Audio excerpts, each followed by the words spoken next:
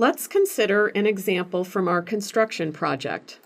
Earlier in this lesson, we identified a risk to our construction project, which stated, client may not make payments in time, causing a delay in the schedule and possible profit loss. Let's assume that this risk was prioritized high in our analysis. Let's look at how we might strategize to respond to this risk. If it was prioritized high, either by getting a large RPN relative to other risks, or receiving a high probability, high impact rating, then we would not want to accept it. Could we transfer this risk?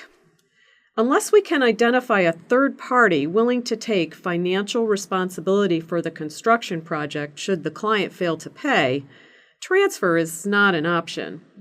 It may be possible for us to procure insurance to cover the cost of the construction if the client fails to pay. This would be a form of transfer. However, the cost for this insurance may be too high to make the transfer option viable.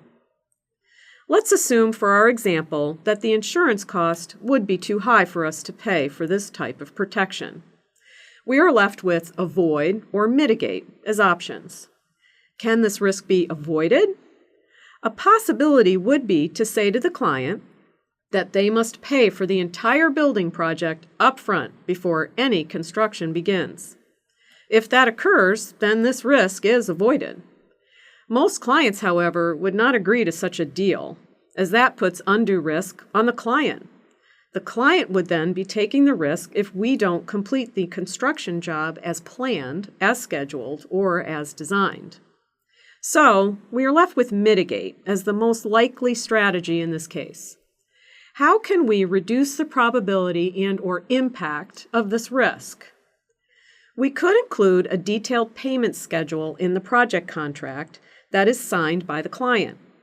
The payment schedule can coincide with key construction deliverables: the foundation, the framing, the roof, the walls, the windows and doors, etc.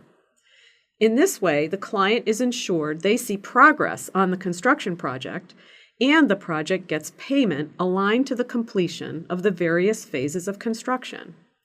In addition, the contract could include a penalization clause that if the client doesn't pay on time, then interest will accrue on the cost and construction will halt until such time as payment is made.